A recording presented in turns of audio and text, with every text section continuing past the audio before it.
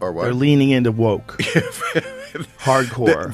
They're petrified of some kind of backlash. Nobody wants a movie about true love? What kind of woman do we want out there seeking true love, Eliana? The outrage. I wanted my money back. It was very disappointing. They are pretending like Rachel Zegler is the first of them all when she looks like Lord Farquaad in the film. Every way that Disney changed the story, it changed it for the worse. The new Disney boss babe, who is Rachel Zegler, the inverse of happy. So she comes off as an insufferable, whiny brat. No one on the right side of America can stand the star of this movie. Rachel Zegler, like so many kids raised on TikTok, she's all for infantata is the only global solution. So apparently, according to them and according to the writers of Snow White, women can't even want to be in love anymore. Now, I'm guessing that she's not married. I'm guessing that she doesn't have kids. The movie is a complete disaster, by the way. Rachel Zegler, she's an...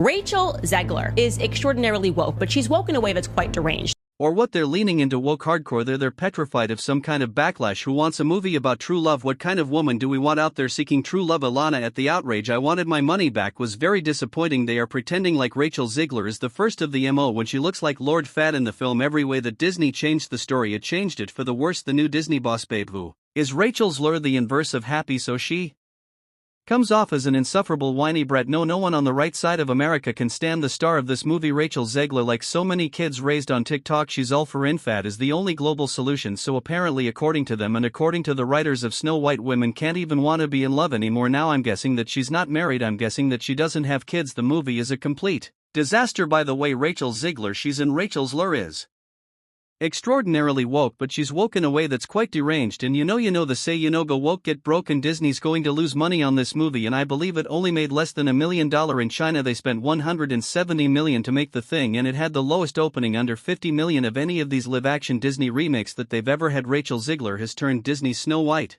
remake into one of the most controversial films in recent memory. Forget the typical Disney fairy tale intro. This is about how one star's attitude combined with questionable studio choices collided head-on with public outrage. For a moment, people were excited when they heard West Side Story's rising star was cast in the role of Snow White. Then Rachel Zegler started speaking a lot. In early interviews, she slammed the original Snow White and the Seven Dwarfs from 1937 as weird and outdated, making it sound like the beloved classic was a dumpster of old ideas.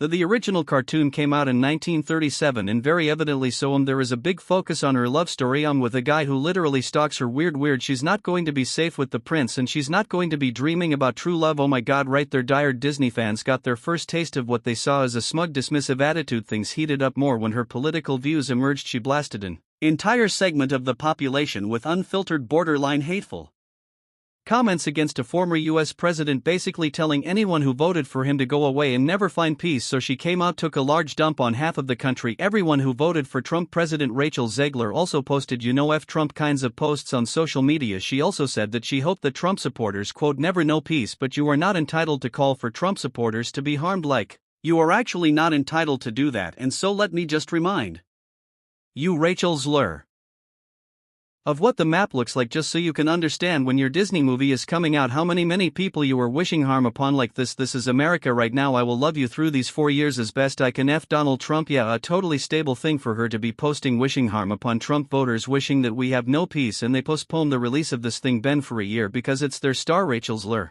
was so unlikable, told all Trump supporters that they could off excuse me, but she did. That was just in November. They didn't even know she was going to do that. One, people who'd been on the fence about the live-action project now had a reason to boycott. They didn't want to support an actress who seemed openly hostile toward half the country. Zegler did issue an apology, but many critics called it insincere, and then she came out and she said, I apologize, like I went too far, but it wasn't sincere. Disney billed this remake as a fresh modern twist on the original, but instead of gently updating the 1937 classic, they essentially gutted the story. Zegler bragged in interviews about ditching any outdated love story, saying Snow White doesn't need a man, and while there's nothing wrong with making a princess strong and independent, fans felt like Disney threw out all the warmth and romance that made the original a fairy tale in the first place. The movie has a major identity crisis. This is just so typical of the left, the progressives always finding a way to find their way back to doing something not progressive. The movie is doing catastrophically. They spent $300 million and it currently has a 2.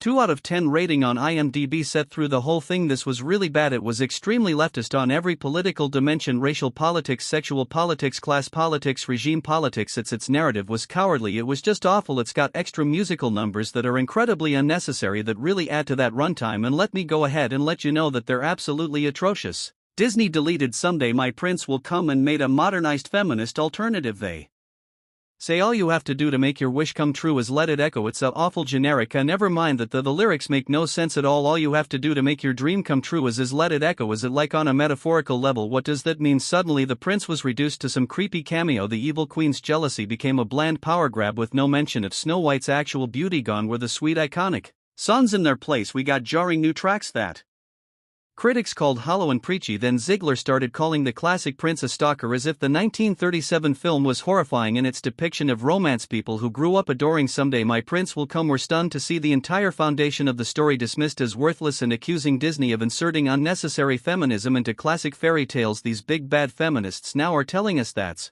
ridiculous. How dare you want to meet a handsome prince and be swept off of your feet and live happily ever after? No, you should want to be the prince. You should want to go out and fight the bad guys with a sword. So now prince are a different kind of prince. I'm sure a lot of people will assume is a love story just because, like, we cast a guy in the movie Andrew Burnap, great dude. All of Andrew's scenes could get cut. Who knows? It's Hollywood, baby. Who the hell are you to say all of Andrew's it could get cut? Like, who are you? Oh my god, are you Disney? I've read book and I have it's a phenomenal book. You're losing generation of loyal viewers when you think about Snow White. What is the premise? What is the story?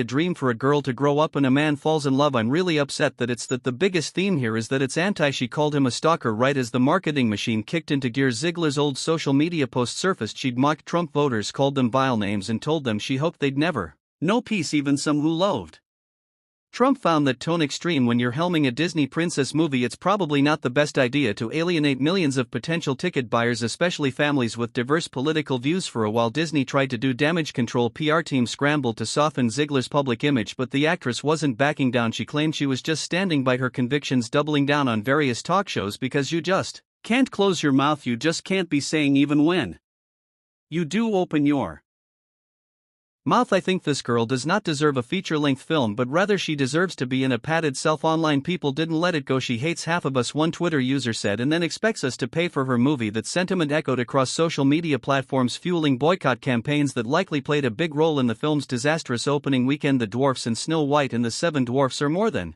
sidekicks. They're central to the story's charm, but when actor Peter Dinklage called them an outdated trope, Disney panicked. Instead of tweaking the dwarfs to make them more nuanced or progressive, Disney scrapped them altogether. Early leaks showed weird CGI magical creatures, then rumors said they'd be replaced by diverse bandits, and the studio even tried reshoot to tone down the chaos. None of it helped. Then they got even crazier and they decided that the dwarves in Snow White weren't woke enough. Okay, these are roles made for actors of my stature. I can't go out for the Harrison Ford or the George Clooney roles because that's not for me, and now it's taken away. I don't feel that's right. Did the dwarfs make it or no? Well, the CGI dwarfs did, of course. That goes back to the original controversy where Peter Dinklage, a very talented little person actor, said, why are we doing that? We've hired a Latina actress to be Snow White. That's progressive, but you're going to hire little people to play the dwarfs? That just seems like a step backwards. And then of course Disney instantly buckled and said, okay, we're going to add magical creatures. Critics and fans slammed Disney for erasing little person actors from what could have been 7 major roles. Many pointed out the hypocrisy. They wanted to be progressive, yet they ended up removing opportunities for the very community that could have benefited. Meanwhile, any chance of a whimsical group of dwarfs was gone, replaced